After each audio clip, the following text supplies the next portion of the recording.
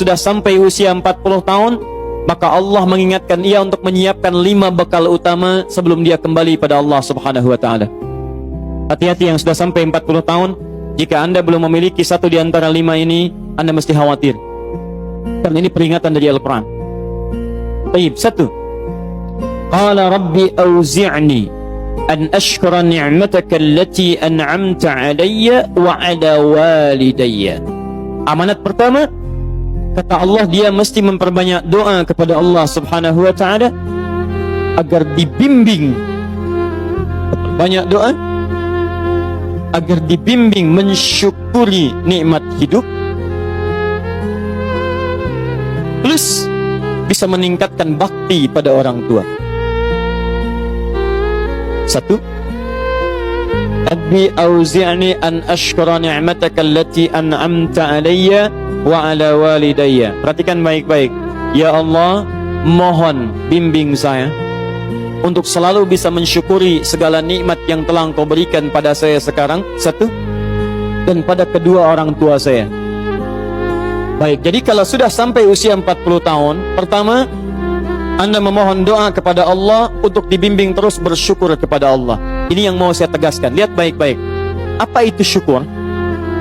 Tidak ada makna lain dari syukur yang tertuang dalam Al-Quran dan hadis kecuali ungkapan kebahagiaan atas nikmat yang Allah berikan kepada kita dengan cara menggunakan nikmat itu sesuai dengan fungsi yang telah Allah tetapkan.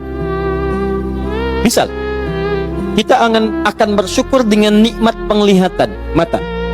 Anda diberikan 40 tahun dalam hidup, mata masih bisa melihat. Bagaimana mensyukuri nikmat mata? Kalau Anda ingin syukuri nikmat mata, maka yang paling singkat, gunakan nikmat mata ini sesuai dengan peruntukan yang telah Allah tetapkan. Fungsi yang telah Allah tetapkan. Apa fungsi mata? Masih ingat? Melihat yang baik-baik. Quran surah ke-24 ayat 30 untuk laki-laki, ayat 31 untuk perempuan. Qul lil mu'minina yaghuddu min absarihim. Katakan pada pria-pria yang merasa punya iman. Dengan iman itu dia yakin dengan akhirat. Wabil akhirati hum yuqinun. Karena yakin dengan akhirat dia sadar akan pulang dan dia tahu nikmat matanya akan ditanya oleh Allah Subhanahu wa taala. Katakan pada pria-pria yang yakin bahwa matanya akan ditanya oleh Allah. Quran surah ke-17 ayat 36. Inna sam'a wal basara wal fuada kullu ulaika kana anhu mas'ula. Setiap pendengaran Anda, penglihatan Anda, plus apa yang Anda fikirkan, satu saat akan ditanya, dipertanggungjawabkan di hadapan Allah Subhanahu wa taala. Karena itu kata Allah, katakan pada orang-orang yang yakin dengan itu semua, ghuddu min absarihim, matanya hanya boleh melihat yang baik-baik saja. Yang tidak baik, palingkan. Ibu juga sama, ayat 31-nya. Wa kullil mu'minati yaghdudna min absarihinna. Katakan pada perempuan yang merasa yakin dengan Allah, yakin akan pulang, yakin akan ditanya, matanya hanya boleh melihat yang baik-baik saja menurut Allah. Yang tidak baik, palingkan. Di ghaddul basar itu bukan nggak boleh lihat, Pak. Ghaddul basar itu silahkan lihat, tapi ketika yang dilihat tidak baik menurut Allah, maka palingkan dari itu semua. Ini tidak tepat, teman-teman sekalian. Anda hanya mengucapkan alhamdulillah ya, sampai sekarang penglihatan masih baik. Belum cukup. Baik itu dipakai lihat apa? Penglihatannya baik, tapi masalahnya yang dilihat baik tidak. Itu poinnya. Maaf, ada anak usia 4 tahun, Bu, Pak, tidak bisa melihat. Dalam tidak bisa melihatnya, dia masih mau menghafal Al-Quran. Namanya Mu'af. Tinggalnya di Asyut, adanya di Kaira, negaranya Mesir. Matanya nggak bisa lihat, tapi dia sampaikan pada bapaknya, Pak, saya ingin menghafal Quran. Saya ingin menghafal Quran. Kata bapaknya, kamu yakin? Saya yakin. Baik, keluarga sederhana, punya cuman motor yang sangat luar biasa tidak bagusnya. Dimodifikasi dashboardnya, menempuh jarak kisaran 20 km. Datang pada syekhnya, bapaknya kemudian membonceng, muadnya di belakang. Teman-teman sekalian, setiap berangkat datang pada syekh, dapat hafalan baru, bapaknya tulis ayatnya, disimpan di dashboardnya. Di jalan lihat ke sini, lihat ke jalan, lihat ke sini, lihat ke jalan. Mu'adz bacakan ayatnya, bapaknya mendengarnya. Secara singkat, tiba-tiba setelah itu fasenya berakhir, jadilah anak ini hafal Quran. Yang ngantar belum hafal Quran, yang diantar nggak bisa lihat hafal Quran. Saking mudahnya Al-Quran, yang nggak bisa lihat bisa hafal Quran. tapi bapaknya dapat pahala dari transferan anaknya. Perhatikan baik-baik. Begitu dibacakan Qurannya, bagus makhrajnya, viral kisahnya. Begitu viral di Timur Tengah, datang reporter mau wawancara. Pertanyaan pertama, kalau adinda diperkenankan oleh Allah untuk bermohon saat ini, apa yang mau dimohonkan kepada Allah?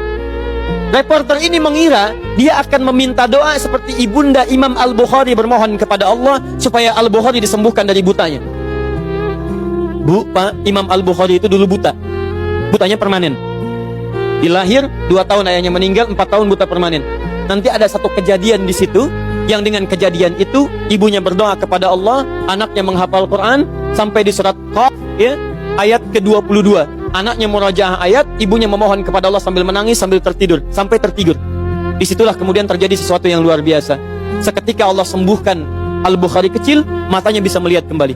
Karena kajian kita bukan di sini, lain waktu nanti saya terangkan. Anda yang punya kitab Fathul Bari, Syarah Sahih Al-Bukhari, beli jilid pertama, kitab Muqaddimah, halaman 634, paling kiri, paragraf yang ketiga, baris 1 sampai dengan 9. Anda temukan kisahnya. Nah, reporter ini mengira, ini Mu'adz akan minta kepada Allah seperti Al-Bukhari kecil memohon kepada Allah, matanya bisa melihat lagi. Ternyata lihat baik-baik. Kalau saya diperkenankan bermohon kepada Allah dan permohonan saya dikabulkan, maka pertama, saya akan mohon kepada Allah untuk tetap membutakan mata saya sampai dengan kiamat. Ya Rabb, mohon butakan mata saya sampai kiamat. Karena dengan buta mata ini saya bisa menghafal Quran. Saya takut ya Allah, kalau saya melihat lagi, mata saya melihat maksiat dan hilang Quran dari hafalan saya. Anda bisa bayangkan, anak kecil 4 tahun, mata nggak bisa lihat, digunakan menghafal Quran. Dan dia takut kalau melihat matanya dipakai maksiat. Antum dikasih 40 tahun, 40 tahun, lebih daripada 4 tahun, lebih dari 14 tahun, Anda sampai 40 tahun, dipakai mata, dipakai apa mata Anda sampai dengan hari ini? Berapa maksiat yang telah Anda kumpulkan dari mata Anda itu?